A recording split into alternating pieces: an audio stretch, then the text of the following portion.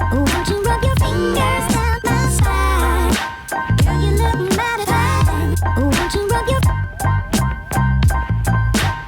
Hello everyone and welcome to a new Sextra Review. Today's product is the Emma 30.2 pound lightweight lifelike silicone sex doll, realistic sex doll with slim body from Erovenus, which is the luxury spin-off brand from LoveNestle, which is a close partner of mine, and happy to be doing business with them. They make excellent silicone sex dolls, and this one is no exception with some caveats, but this is the first of their Erovenus brand dolls that I'm reviewing, so let's jump into it.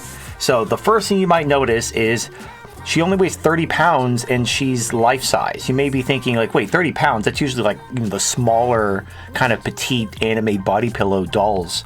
And in fact, if you go to LoveNestle, just regular old LoveNestle, not Erovenus, here's an equivalent of the Emma.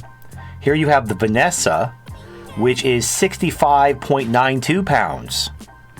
And you know, look at the price, $8.89 for Vanessa at 65 pounds, and then we have $8.99 for Emma. And the detail work is amazing. LoveNestle / Erovenus makes excellent high-quality dolls, great material that makes it feel like a real person. And the lighter weight is definitely appreciated. And it's about the same price. I mean, like $10 difference is basically a rounding error. So yeah, you have essentially the same kind of doll, you know, big boobs, nice body, but half the weight for the... Anyway, let's jump into the hands-on review. All right, so here is Emma from Erovenus, and obviously she looks very good in terms of realism. It may be hard to see because of the camera, but actually you can see the veins. The skin looks absolutely flawless. You have pores, veins, all kinds of things. Like the thing is when you have a sex doll, it looks fake because it's too perfect. You know, human skin has all kinds of imperfections and whatnot, and they replicated that with the Emma doll here, including around the genitals, the nipples. It has all kinds of detail. As far as how they made it light is, see, LoveNestle and Erovenus dolls. Erovenus is the luxury brand of LoveNestle. They use a composite material, so this isn't just completely silicone. There's kind of an inner core, which is a lighter, firmer material, but that's a good thing because it makes the doll feel like muscle instead of just a big block of rubber. So here's the thing. The Emma doll is only about 30 pounds. Now, most life-size dolls about this size are going to be about 70 pounds. We're talking twice as much. So they've cut half the weight by using a lighter kind of inner material. I'm not 100% sure what the inner material is. I assume it's some kind of foam or plastic, but I don't know. Anyway, so the Emma doll, you're going to have all the quality that you expect from LoveNestle or their new luxury brand, Erovenus. The detail work is amazing. As far as it feels like a real person. It doesn't feel like a block of rubber. So, I mean, this is going to be hard to communicate on camera, but when you squeeze her legs, it feels like muscle. When you push on her belly, it feels like a person. When you squeeze her body, it's going to feel real. It's not going to feel like a block of rubber. Now, of course, the important parts are the vagina, the butt, and the boobs. About those specifically. All right, so the boobs use what LoveNestle refers to as love boobs, and they're just very realistic. They have some kind of gel inside of them. So let me show you how they feel. See the squish? You can slap them around. They have good jiggle. Very realistic. They feel absolutely real.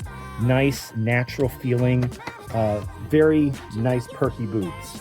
No complaints about the boobs. And again, you can see the veins, you can see the discoloration, you can see all the little details, every kind of inch of the doll, and it's really amazing. All right, so one criticism I have of the Emma doll is it's a little stiff when it comes to adjusting. So for example, I'm going to lift her legs up to kind of show you the goods, and it takes a fair amount of strain to do so. Now, I do have rheumatoid arthritis, so that may be affecting my perception of how much strength it takes to, move this doll, but it's pretty hard to to adjust. So let me show you. All right, so I apologize for that. It took so much work, I had to do it off camera. I had to really get in there just to bend the legs up. And again, this may be influenced by my rheumatoid arthritis, maybe, you know, that sort of thing. But it is a pain in the ass to, like, let me see if I can just spread the legs without too much effort. Okay, they spread fine, but man, just bending the legs up was quite the ordeal. Anyway, all right, let me show you her goods. I'm gonna tilt the camera and light down so you can see all the goodness going on. All right, so now her legs are spread, and so that's automatically going to spread her open, which obviously isn't incredibly realistic. And you can also see the color. Like, the vagina was colored, but it wasn't colored with the legs open. So when you open up the legs, the gaps in between the paint job become exposed, which is probably a little bit of an oversight. You can see the texture inside the vagina. So the vagina feels good. The butthole is also usable. You can't really see that too well now, but you can see the detail work around the vagina. Other than the gaps in color, like, to solve this, just spread the legs when you paint it. That way the paint will get inside these grooves. When the legs are shut, you can't tell. When you spread the legs, you can see the where the paint didn't get in. But the paint job is otherwise really impressive. And you can see the detail work. Okay, so now Emma is bent over in the doggy style position, and let me show you her butt. And this comes to my big criticism of Emma. So here you see her butt.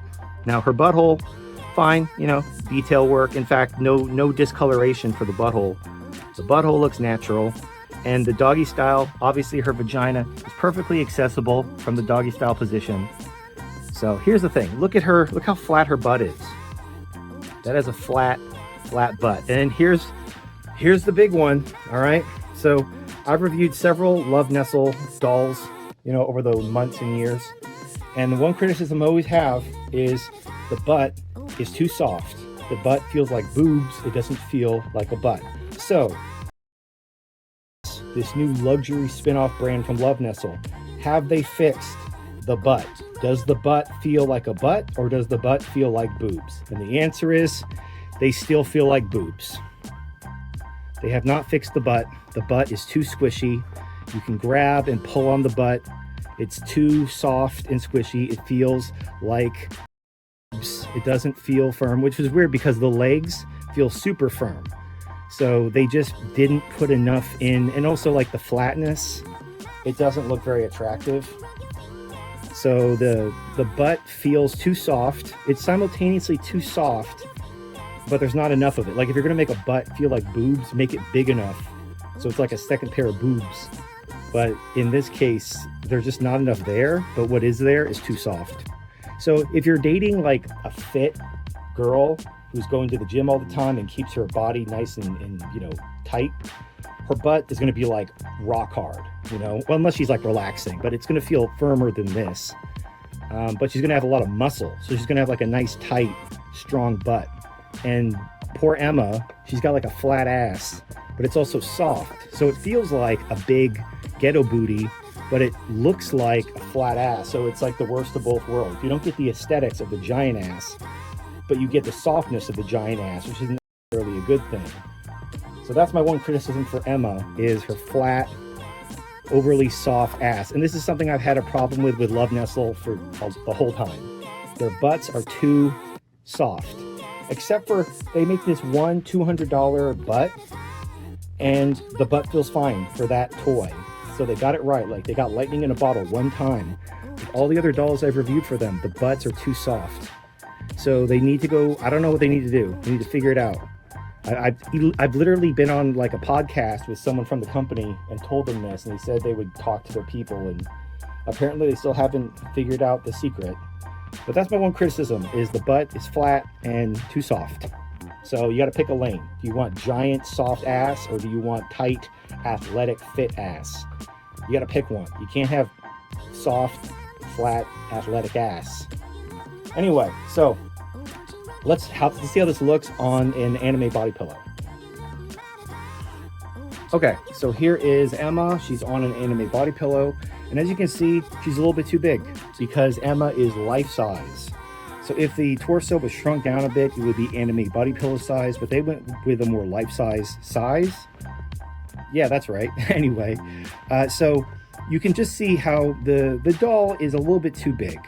It can work. Like if you have an Anime body pillow and you want to pair the Emma torso with your Anime body pillow, you absolutely can, but just be aware that it's gonna be a little on the big side, but it's fine because it doesn't necessarily have to match the picture. It's about how it feels. Now, personally, I find that life-size torsos, they feel better when you're using them, even if they don't match the picture on the body pillow. Because, you know, when you're using the doll, it's more about how it feels against your body than how it looks. So, and it's not like distractingly big. It just doesn't fit the picture 100%. It's a little bit on the more realistic life-size size as opposed to a smaller, scaled-down Anime body pillow size. But you can absolutely use it with an Anime body pillow. Anyway, let's flip her over and let's have a look on the other side. Okay, so here is Emma paired with an Anime body pillow from the front. And again, her proportions don't 100% match up, but close enough. You can pair this with an Anime body pillow. It's not going to match completely, but close enough. And because it's lightweight, it's only 30 pounds. It's about half the weight of a comparable life-size torso. It's going to be easier to move. See, one of the reasons why, if you see like guys who are into VR kind of waifus, they use blow-up dolls, because when you're using a VR headset, it doesn't matter what it looks like because you can't see it anyway. And they prefer something lighter weight than something that looks realistic but is really heavy. Because when you're using VR, you know, you want to be able to move it around. This is a good compromise because it's lightweight. It's only 30 pounds. I mean, it's not like weightless, but it's not 70 pounds, which is the average weight for a lot of life-size torsos. So it's not too heavy. So you can use this with VR or use it casually without having to really put your back into it, type of thing. Okay, so the bottom line for this doll is I definitely liked it. It was very difficult to pose. Like, you really have to, you know, strain to adjust the legs or the back. And again, that might be my rheumatoid arthritis, but it felt hard to adjust. So I would have appreciated if the joints were a little bit looser, especially since, you know, the reason to have tight joints on a doll is so you could stand up and pose it. But you're not going to do that with a torso. You're only going to do that if it's like a full-on doll with a head and everything. So there's no reason for the joints on a torso tight and that hard to adjust. I understand you want the doll to hold its pose for like doggy style and whatnot, but that was just too much. That thing was like, you had to really put your back into it to bend the legs in the torso. Maybe I just got like a weird model where the joints were just tightened up way too much. I'm not sure. And then of course the butt. The butt was very flat and yet still shockingly flabby and fat feeling, and not like a nice tight athletic ass, which is what I think a butt should feel like, especially unless it's like a giant butt. Giant butts are fine, but that, you know, obviously she doesn't have one. So those are my only criticisms. I really can't complain about the 50% reduction in weight for literally the same price. You know, we're talking $8.99, whether you're getting a LoveNestle at 65 pounds or the Erovenus at 30 pounds. So you might as well get the Erovenus, save the weight, only 30 pounds. So it's not that heavy. See, the problem with most dolls, you have to lay them down because they're just so heavy. But with Emma, you can actually pick her up and like, you know, bounce her on you and, you know, like do more positions with her because she only weighs 30 pounds, which isn't that bad. So I'm a big fan of this. I actually think they should take this lighter weight technology and put it across the whole line. All the dolls they sell, I mean, cutting down half the weight, definitely appreciated. And it would go a long way to opening people up, because some people have back problems or they're disabled. Maybe they don't have RA, but they have some other condition. And lifting 65 pounds is just out of the question. But if you could make them 30 pounds across the board, that's not a bad deal. So anyway, for my first Erovenus, I'm impressed, but it doesn't feel like that much of a step up from LoveNestle. In fact, the price is about the same. So for a luxury spin-off brand, I kind of expected more, but maybe that was just me. Maybe I shouldn't have expected the moon. But I would like to see like a step up, especially when it comes to the butt. Like I understand, you know, LoveNestle, the butts are kind of fat feeling and too soft. But you know, when you say you're going to make a luxury brand, really step it up. Like show me what you could do. But anyway, the Emma is great. I can't say enough about the weight reduction. Definitely appreciated. Just the stiff joints are a problem, and the butt. The butt continues to be the biggest issue I have with LoveNestle. And other brands, like other doll brands I've tried, the butt feels fine. But for some reason, LoveNestle, other than the one butt that they made, in fact, what was it? Let me look that up. Let me show you the butt I'm talking about. It's the butt.